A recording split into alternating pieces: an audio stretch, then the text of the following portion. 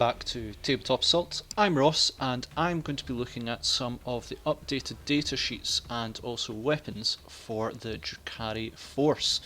Now Drukhari is the sort of force that I started playing in 40k, so I'm very excited to see how this goes. Though we do not currently have Drukhari on the channel, it is one that I have a large army of just waiting to be painted. So who knows what the future for that one, but otherwise, as a huge fan of Drukhari, I really want to cover these.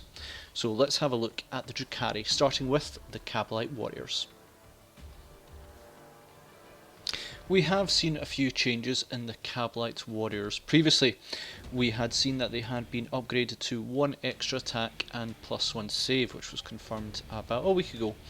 The +1 attack, now I still don't understand why Games Workshop keep trying to make Kabalites into a combat unit when we have Wyches. I think this was largely seen in Psychic Awakening, but overall I'm happy with the 4+ save. If this was something in 7th edition, I would have been ecstatic, just the way how AP worked back then, but it is still a very nice upgrade. As for their other weapons, we are looking at the Splinter rifle and pistol. Main change here that I can see is that they've been made strength 2 as opposed to none previously, with the Splinter Cannon being higher strength. We'll talk about that in a wee second. This suggests maybe a possible slight change in poison. Previously it had been, I think, no strength. It was just straightforward rule of 4+ to wound anything other than vehicle, which was 6+. So I'm intrigued why they put in a strength there. The only reason I can think of is that if you have to wound anything, it will stay at 4+, while if it's a vehicle, it will go to strength. This largely doesn't change for the Splinter rifle or pistol, but it does affect the Splinter Cannon because when it is firing its weapon, it is strength 3, which is nothing great, but against light vehicles, such as I think Harlequins, etc., that are toughness 5, I think. I could be wrong on that, but any toughness 5 vehicles, which used to be 6, would now be 5s. Overall, I don't think it's the biggest change, but I'm intrigued to see why they gave an actual strength value. This appears to only be on this sort of ranged weapons. On melee weapons, it still has a star on it. Blasters remained slightly unchanged, did not improve like the Dark Lance. We'll talk about that in a minute. Shredder increased from 12 inches to 18 inches. I can see this being the new anti-light infantry or horde weapon, with the changes to Splinter Cannon being a more anti-elite infantry, or anti, low 2 wound models, maybe 4 wound models. With the Splinter Cannon change, it seems to be more targeting towards then. So this gives the Shredder, I think, a little bit more of a role. It's still random amount of shots, which isn't ideal, but it certainly does now have something to look at in terms of being an anti-infantry weapon. Still having -1 AP, not bad. Splinter Cannon, now we have obviously talked about, well, we've seen what these changes are previously, moving away from rapid fire 3, poison, 0 AP and 1 damage, is now heavy 3, strength 3, I'm assuming still poison, -1 AP and 2 damage. In fact, I'm pretty sure it's still poison.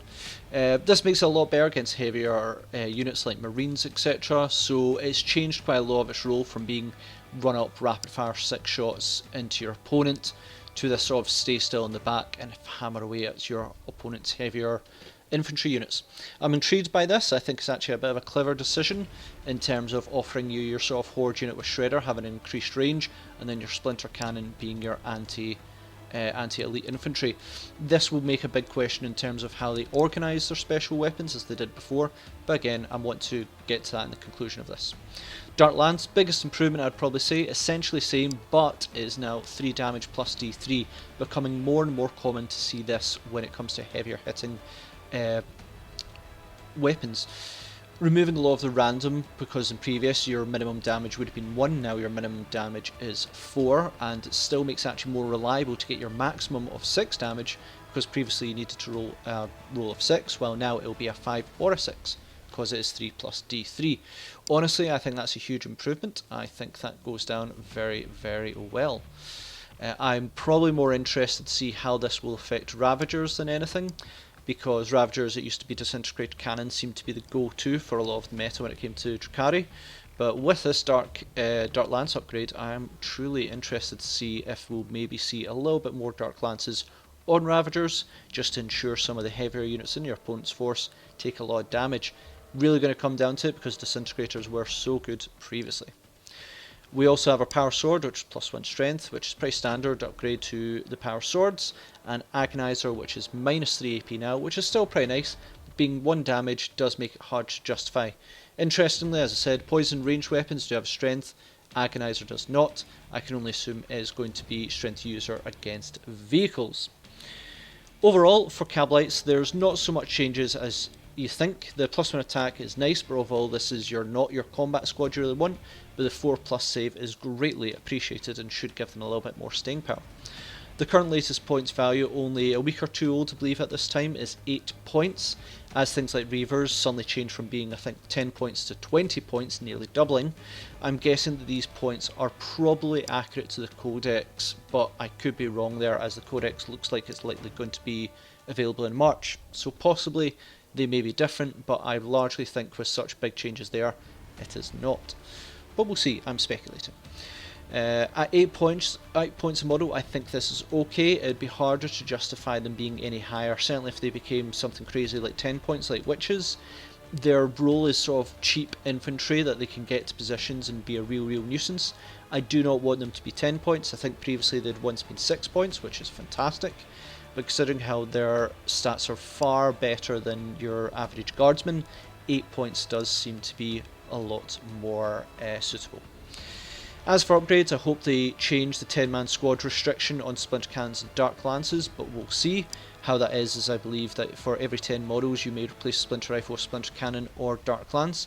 I really hope they give it a chance to have them in terms of you can take one of these weapons at a 5-man squad, but I don't know. It certainly would open up a lot more options, because usually when I see Kabalite Warriors, or at least when I used to play them, 2 editions ago to be fair, they were taken as sort of smaller squads. You'd rarely see me go above 5. However, I now see almost all the weapons being useful themselves. I was always a fan of blasters in a boat in 7th edition, but you know, things may have changed. It's been a long time since I have played as Drukhari or played against them. Changing Splinter Cannon from light infantry to anti-elite infantry is a smart move, and I think it just gave a lot more options for you to use shredders. On to Wyches next, which have not been officially shown by GW yet. We are only going by leaks when it comes to their sheets, which have been released. When now we see sort of stuff getting printed, we do see a few leaks come out. And what we're seeing at the moment is +1 attack, which is far more meaningful than the Kabalite Warriors, basically because these are our combat troop choice. However, as at the moment only one witch may upgrade a weapon unless there's 10 or more in the squad, which gives you a further 2, it does mean you're fighting a lot with strength 3, but also now because of the upgrade with Hikatari blades, they are -1 AP, which is a bit better.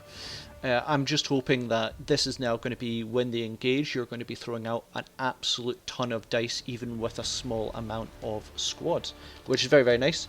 I'm just hoping there is further ways that we can improve AP, or another way to improve our wind rolls. Even something like if you get an unmodified wind roll of 6, gives you a further -1 AP, would be a really nice thing to see. So I'm intrigued more than anything to see the obsessions, how they may affect witches. In terms of their weapons, we do see that the Splinter Pistol, already discussed, largely the same. Blaster remains largely unchanged and did not benefit the same as Dark Lance, which is your 3+ D3, it stays at D6. Power Sword, +1 strength, standard upgrades. Agonizer, -3 AP. This is a lot better than, say, on the Kabalites, because overall Kabalites you're probably not going to give a Agonizer to.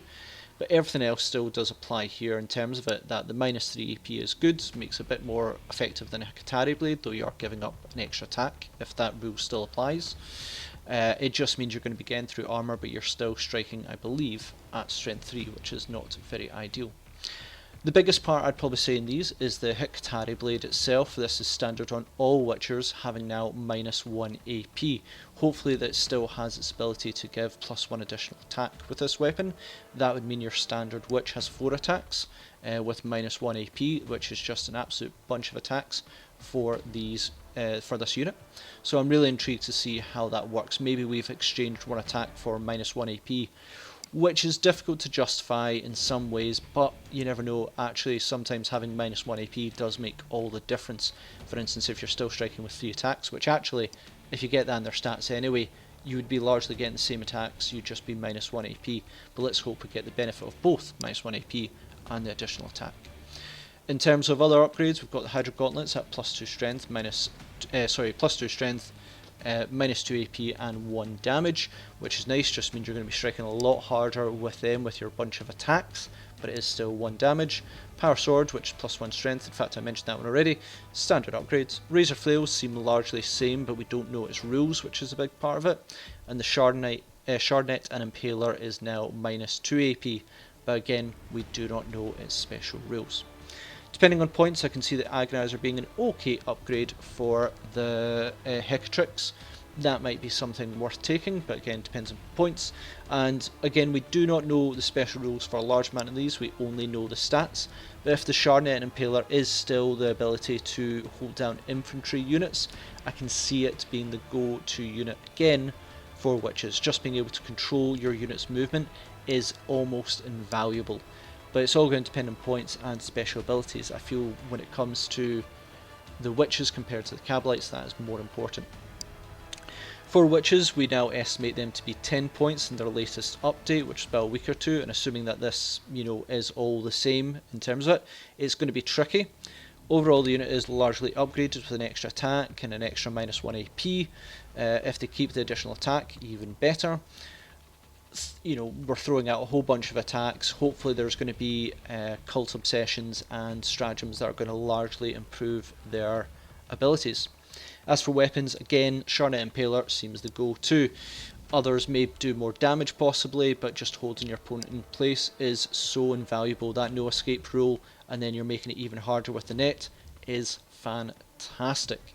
I think when it comes to Wyches, a lot of this is going to be decided by what is their special rules going to be.